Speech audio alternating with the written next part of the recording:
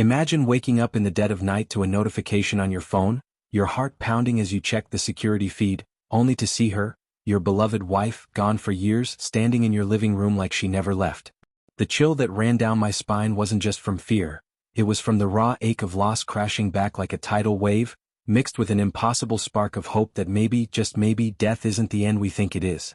But as I stared at that ghostly figure, her eyes pleading through the grainy screen, I knew this wasn't a dream. It was the beginning of a nightmare that would force me to confront secrets I'd buried deep, and a love that refused to die. And what I discovered next would change everything I thought I knew about her, about us, and about the thin veil between the living and the dead. It all started on a rainy Tuesday evening last fall, when I was alone in our old Victorian house on the outskirts of Maplewood, the kind of place where the floorboards creak like they're whispering secrets and the wind howls through the eaves as if mourning lost souls. I'd been a widower for 3 years by then, ever since that fateful car accident that stole Emily from me, my Emily with her infectious laugh and those warm hazel eyes that could light up the darkest room. The grief had hollowed me out, turning me into a shell of the man I used to be, working from home as a graphic designer just to avoid facing the world. That night, I was nursing a cup of black coffee, scrolling through old photos on my laptop, when the first strange thing happened. A soft thump from upstairs like footsteps on the attic floor. I froze, my pulse quickening, telling myself it was just the house settling, but deep down, I felt that familiar unease creeping in, the kind that makes you question if you're truly alone. Little did I know that sound was the harbinger of something far more terrifying and heartbreaking than I could have imagined. I shook it off at first, chalking it up to my overactive imagination, fueled by too many sleepless nights haunted by memories of Emily. We'd bought this house together 10 years ago, dreaming of filling it with kids and laughter, but life had other plans. Her infertility diagnosis had hit us hard, leading to arguments and tears, though our love always pulled us through. After her death, I'd installed a state-of-the-art security system, complete with motion-activated cameras in every room, not because I was paranoid, but because the emptiness echoed too loudly, and I needed some illusion of control. That evening, as the rain pattered against the windows like insistent fingers, I decided to check the feeds on my app, just for peace of mind. Everything looked normal. The living room with its faded floral couch where we'd cuddled on movie nights, the kitchen where she'd burned countless dinners with a sheepish grin. But then a notification pinged. Motion detected in the hallway. My breath caught as I tapped the alert, and there she was, a translucent figure gliding past the camera, her long hair flowing like it did when she was alive. Was it really her? The question burned in my mind, pulling me toward a truth I wasn't ready to face. I replayed the footage over and over, my hands trembling as I zoomed in on her face, those familiar features softened by an ethereal glow, but twisted with an expression of sorrow that pierced my heart. It was a full-body apparition, clear as day on the high-definition cam, dressed in the white sundress she'd worn on our last vacation to the lake, the one where we'd promised to grow old together. Tears blurred my vision as waves of emotion crashed over me, joy at seeing her again, terror at what it meant, and a gnawing guilt from the fight we'd had the night before the accident, words I'd give anything to take back. I whispered her name into the empty room, Emily? But only silence answered, thick and oppressive. Stumbling upstairs, I searched the hallway, flipping on lights that cast harsh shadows, my skin prickling with the sensation of being watched. Nothing was out of place, yet the air felt heavier, charged with an unseen presence. As I collapsed onto the bed that night, clutching her old pillow that still faintly smelled of lavender, I couldn't shake the feeling that this was no random haunting. This was a message, one that would unravel the fabric of my reality if I dared to listen. The next morning dawned gray and foggy, mirroring the confusion swirling in my head as I pored over the video again, convincing myself it wasn't a glitch or a trick of the light. I called my best friend, Mark, a skeptic through and through, and played it for him over video chat. His face paled, and for once he had no rational explanation, muttering something about deepfakes before hanging up abruptly. That only fueled my obsession. I spent the day researching apparitions online, diving into forums filled with stories of loved ones returning from beyond, their tales laced with hope and horror. Emily and I had always joked about ghosts, her believing in an afterlife while I dismissed it as fairy tales, but now doubt crept in like fog through cracks. By evening, as the sun dipped low, painting the sky in bloody hues, another notification buzzed. Motion in the bedroom. Heart hammering, I rushed upstairs, phone in hand, and there she was on the live feed, standing by our dresser, her hand outstretched as if reaching for the silver locket I'd given her on our anniversary. What was she trying to tell me? The question echoed in my soul, drawing me deeper into a mystery that promised both reunion and ruin. I didn't sleep that night, instead setting up my laptop in the living room, monitors displaying all camera angles like a command center in a thriller movie. The house felt alive, creaks and whispers amplifying in the darkness, each one sending shivers down my spine. Around 2 a.m., it happened again. The apparition materialized in the kitchen, her form flickering like a candle in the wind, moving toward the back door with purposeful grace.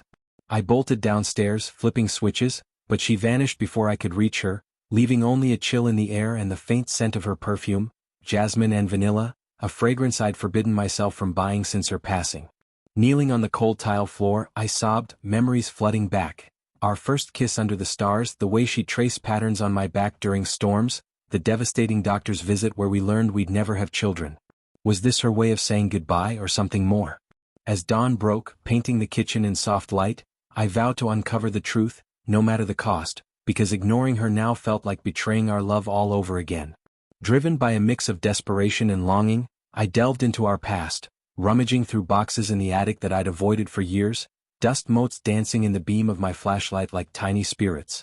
There, amid yellowed photos and forgotten letters, I found Emily's journal, its leather cover worn from her touch, pages filled with her elegant script. As I read, my throat tightened, entries about her dreams of motherhood, her secret pain, and hints of a sorrow she never shared fully with me. One passage stood out: "I feel like there's a part of me missing, a child that was meant to be, but fate took it away before it began."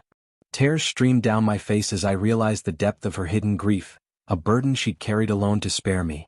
That night, the apparition returned, this time in the nursery we'd never used, her ghostly hands cradling an invisible bundle, her eyes filled with unshed tears. What secret had she kept from me? The revelation loomed like a storm cloud, threatening to drown me in waves of regret and discovery. The apparitions grew more frequent, each one more vivid, pulling me into a vortex of emotion that left me exhausted yet exhilarated. I talked to her on the feeds, my voice cracking, begging for answers, and sometimes, it seemed like she responded, a light flickering, a door creaking open. Friends urged me to see a therapist, calling it grief-induced hallucination, but I knew better. This was real as the love we'd shared. One evening, during a fierce thunderstorm that rattled the windows, she appeared in the living room, her form solid enough to cast a shadow, mouthing words I couldn't hear. I approached slowly, my heart in my throat, extending a hand that passed through her like mist, sending a jolt of icy energy through me. In that moment, flashes of memory assaulted me, our wedding day, her laughter echoing in a sunlit chapel, the crash that took her, sirens wailing as I held her lifeless hand. But why now? The question burned brighter, hinting at an unfinished chapter in our story that demanded closure. As days blurred into weeks, the hauntings intensified, objects moving on their own. A photo frame tipping over, revealing a hidden ultrasound image tucked behind it, dated just before the accident. Shock rippled through me. Emily had been pregnant, a secret she'd kept, perhaps to surprise me, lost in the tragedy that claimed them both. The realization hit like a punch to the gut, grief multiplying as I imagined the family we could have had. That night, the apparition was anguished, pacing the hallway, her cries silent but palpable, vibrating through the walls. I confronted her image on the cam, tears flowing. "Why didn't you tell me? I would have been there for you, for our child." The house responded with a gust of wind slamming doors, as if her spirit raged against the injustice. But amid the terror, a tender connection bloomed, a bridge across the divide, urging me toward a sacrifice I never anticipated. Tension built like a crescendo in a symphony, the apparitions turning darker, shadows lengthening as if other entities lurked. I researched paranormal experts, contacting a medium named Clara, an elderly woman with kind eyes and a no-nonsense demeanor, who agreed to visit. As we set up in the living room, candles flickering, she sensed Emily immediately, describing her essence: warm, loving, but trapped by unresolved pain. During the séance, Emily's spirit manifested fully, her voice a whisper through Clara. The accident wasn't random. I was distracted by joy, our baby's first kick. My world shattered anew, guilt crashing over me for not noticing her fatigue that day. But Clara warned of a malevolent force feeding on our sorrow, drawn by the open portal. What would it take to free her? The answer hung in the air, a test of love that would demand everything from me. In a moment of raw vulnerability, I shared my deepest regrets with the apparition, sitting cross-legged on the floor as she hovered nearby, her presence a comforting chill. I spoke of the arguments, my workaholic ways that stole time from us, vowing if I could turn back time, I'd cherish every second. Flashbacks played in my mind like a movie reel. Picnics in the park, her head on my shoulder as we watched sunsets, the hospital room where doctors shook their heads. Emily's form softened, reaching out, and for a fleeting second, I felt her touch, warm, real, igniting a spark of hope. But the malevolent entity stirred, lights shattering, a growl echoing. Clara's voice cut through, "You must let go, offer your pain as sacrifice to close the veil." Could I release the guilt that bound us both? The decision loomed, a pivotal choice that would define our eternal bond.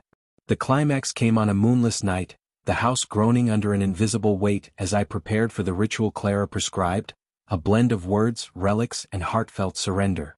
Emily appeared, more vivid than ever, her eyes locking onto mine with a love that transcended death, but shadowed by fear. As I recited the incantation, holding the locket and ultrasound, the room erupted. Winds howling, furniture levitating, the dark force manifesting as inky tendrils snaking toward us. I screamed her name, diving into the fray, my body racked with pain as I absorbed the entity's blows, sacrificing my safety for her peace.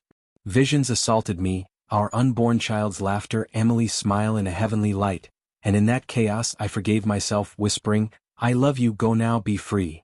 But would it be enough, or would the darkness claim us both forever? As the storm peaked, Emily's apparition glowed brighter, her hand pressing against my chest, infusing me with warmth that mended the fractures in my soul. The malevolent force shrieked, retreating into oblivion as I collapsed, exhausted but alive.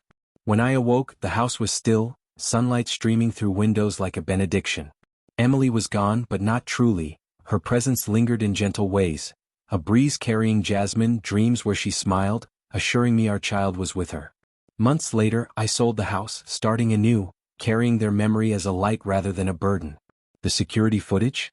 I kept it, a reminder that love defies even death, a bittersweet testament to the night that haunts yet heals. And sometimes in quiet moments, I swear I feel her watching over me, our connection unbreakable, whispering that we'll meet again one day.